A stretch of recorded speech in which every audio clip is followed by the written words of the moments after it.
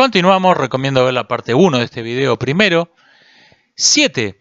Discriminar una muestra y dar solo una parte de los resultados.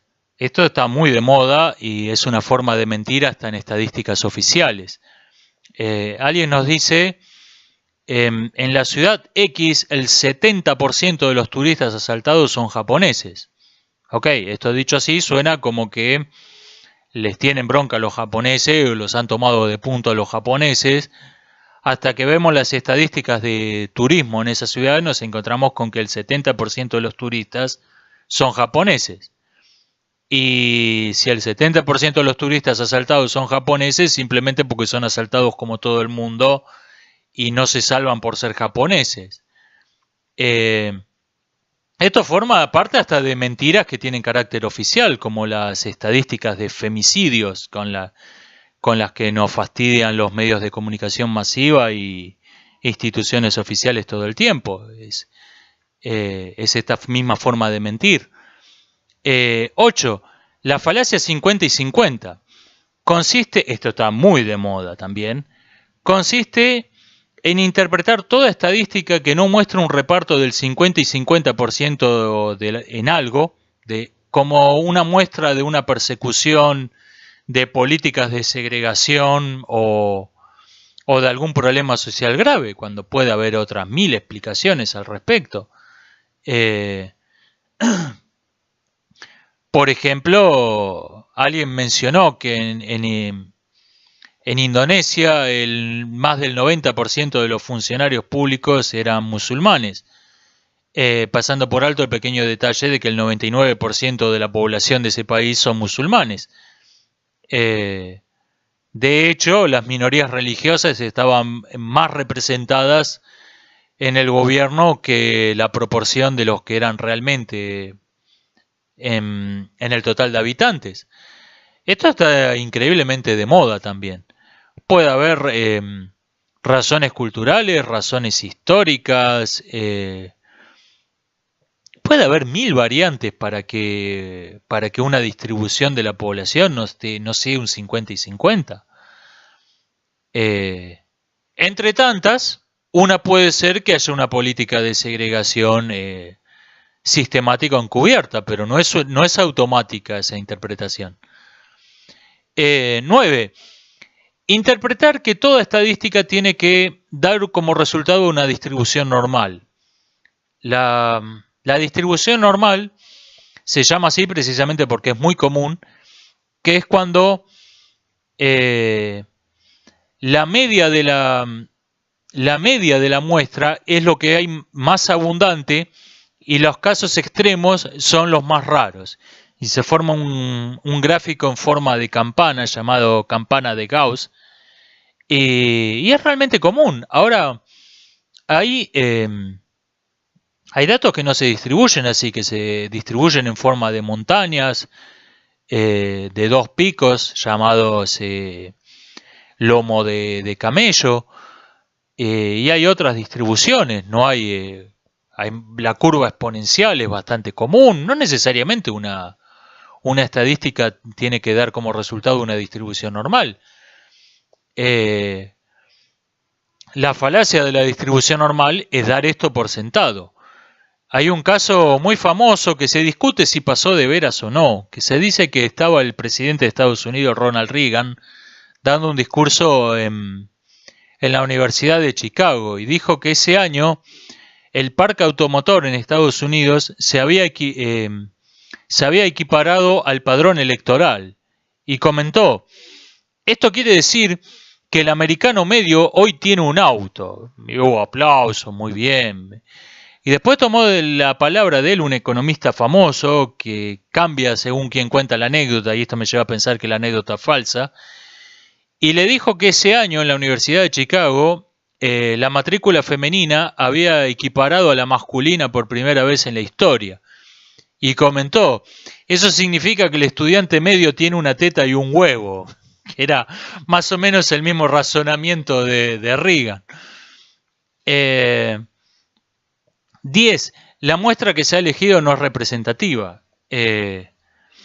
Esto hay un ejemplo insuperable en la campaña electoral de Donald Trump, donde dijo que el 60% de los musulmanes decía que quería destruir Estados Unidos.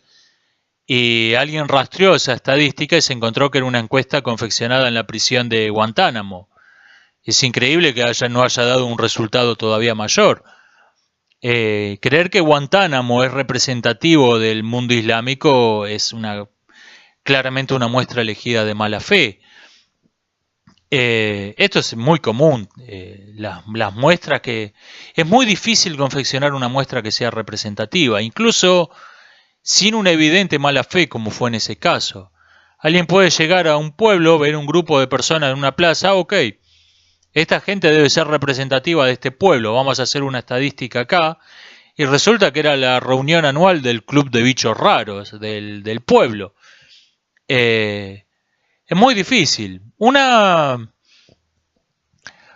forma un poco expeditiva de solucionar esto es elegir la muestra al azar. Es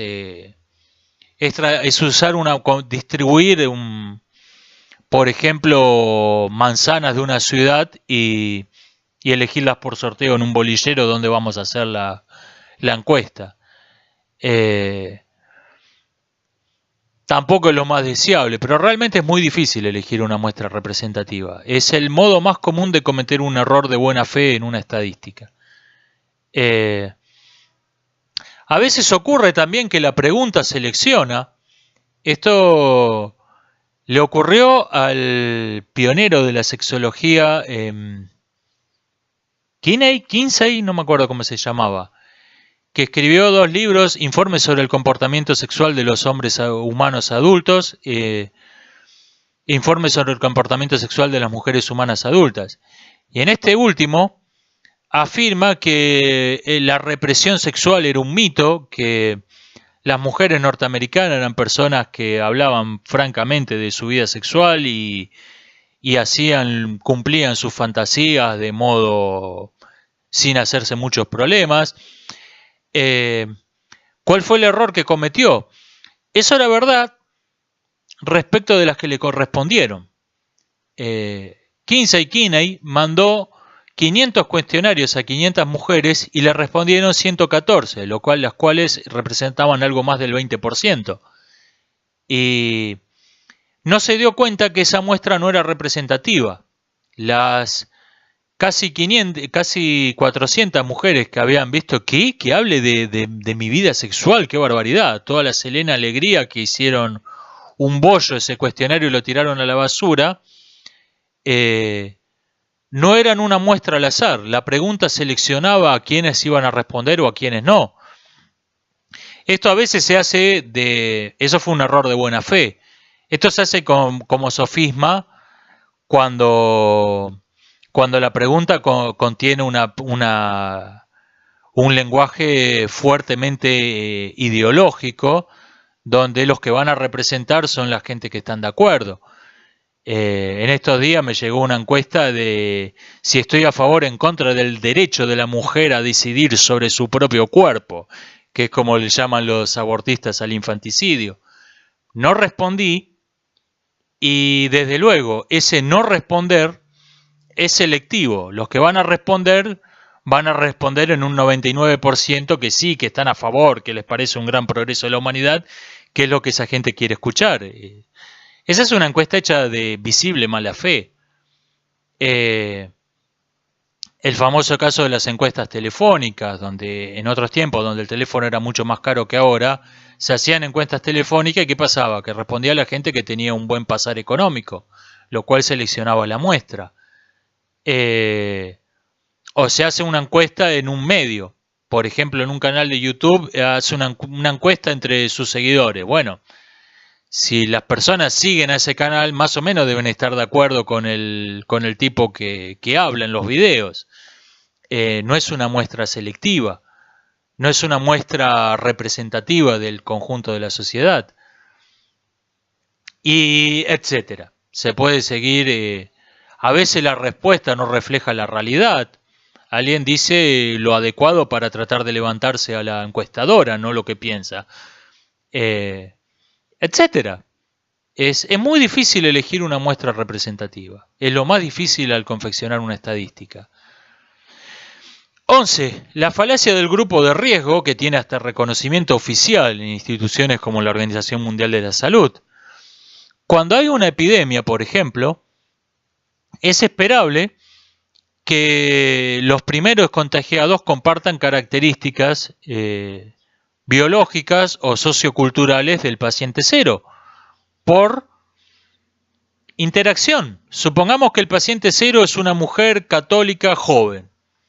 Es esperable que los contagiados sean personas jóvenes, que sean mujeres o que sean católicos. ¿Por qué?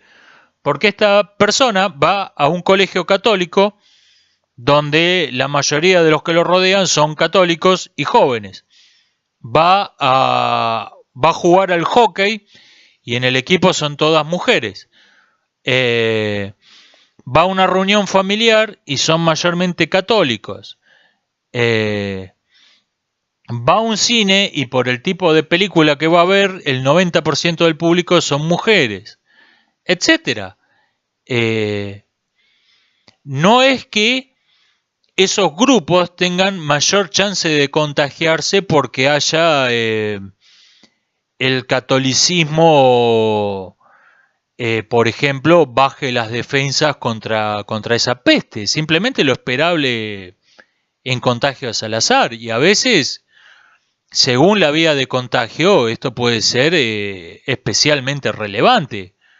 Por ejemplo, usar el baño de damas puede ser algo que contribuya a que el 99% de los contagios más de los contagios iniciales de los primeros infectados sean todos mujeres. Y repito, esto tiene hasta reconocimiento oficial, esta falacia. Se habla en papeles informativos, en documentos oficiales de la Organización Mundial de la Salud, del Ministerio de Salud, se habla de los grupos de riesgo de una enfermedad.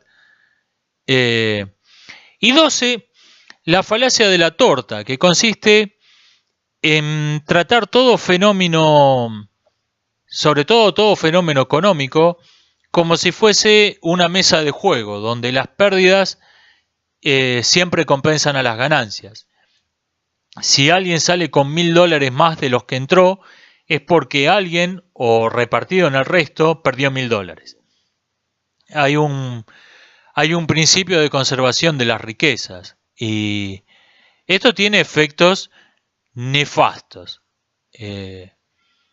Y los que primero insistieron en la falacia de la torta, curiosamente, fueron los neoliberales, que son los que la aplican con mayor entusiasmo. Pero detectaron ese razonamiento falaz en los escritos de los comunistas y los señalaron y los estematizaron. Bueno, la falacia de la torta consiste en esto y esto y esto. Es realmente nefasto porque lleva a una visión del mundo extraordinariamente violenta, donde nadie se puede beneficiar sin perjudicar a alguien. Y yo pienso que no es exclusiva de la economía, que muchos fenómenos psicológicos patológicos que en nuestros días se están volviendo pandémicos proceden de esta misma forma de razonar. Hay una especie de falacia de la torta del placer, de falacia de la torta de los derechos civiles, donde se aplica este razonamiento de uno no puede ganar sin que otro pierda en la misma medida. Y conviene estar especialmente atento a esta falacia por lo nefasto que son sus efectos. Estas fueron 12 falacias estadísticas, espero que les hayan resultado interesantes. Nos estamos viendo.